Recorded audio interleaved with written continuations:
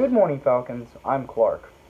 And I'm Adam. Today is Monday, September 21st, and thank you for tuning into SHSTV. COVID-19 has caused many changes to the school year, as well as extracurriculars. But one of the biggest topics that has caused lots of confusion for students and faculty alike is the sports schedule. Here's what we could gather on the current plan for the sports season. The CIF, which is the governing body for sports, worked with the California Health Department and looking at where cases were throughout the state. They wanted to have similar start dates as much as possible. So they pushed everything back to a January start. And what they really did was they pretty much eliminated winter. So we have season 1 and season 2 is the way we're labeling it.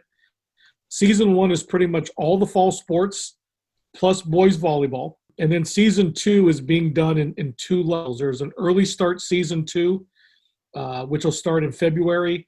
And then there's a late start season 2, which will start in March. For example, our league decided, while it's less than ideal, the proposal is they will play matches on Saturdays and Mondays.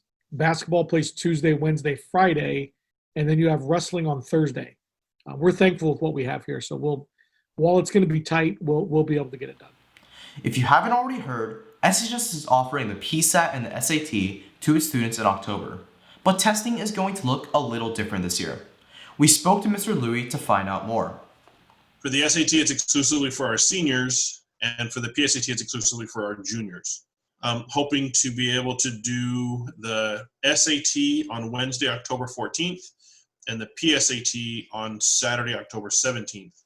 But all of that is going to be dependent upon approval by the Santa Clara County Office of Education and the County Public Health Department. So right now we have about 167 students who signed up for the SAT and 263 students who signed up for the PSAT. We will ensure that or insist that they wear their masks.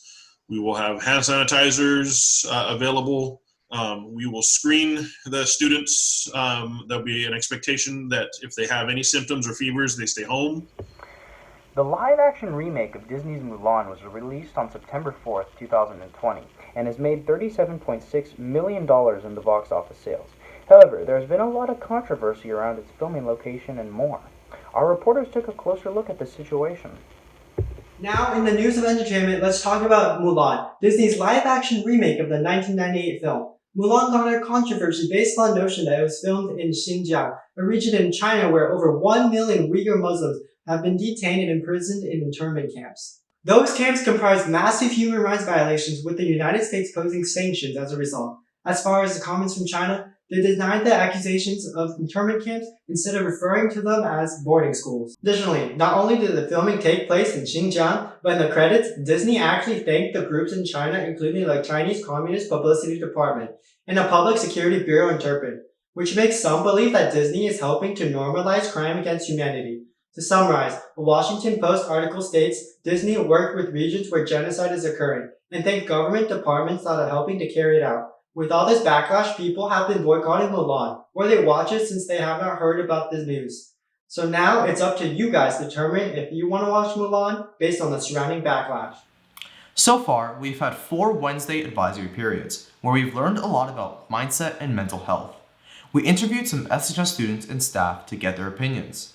As many of you may know, the district added a new schedule to our Wednesdays, virtually making them a workday, with a quick morning check-in from 9 to 9:30 a.m. What does our student body have to say about this? I like the advisory period because it addresses some of the problems we have in SHS, but I do wish it could be a little more organized and smooth. I think a system like the modules we had in August would work good for the advisory period. And one thing I would change about advisory is that some of the slideshows, although I know they're required, they can be long and tedious sometimes, and so maybe make them more short and interactive. Thank you for tuning into this episode of SHSTV. This is Adam Zhu, signing off. And I'm Clark Torres. Thanks for watching, and we will catch you next time.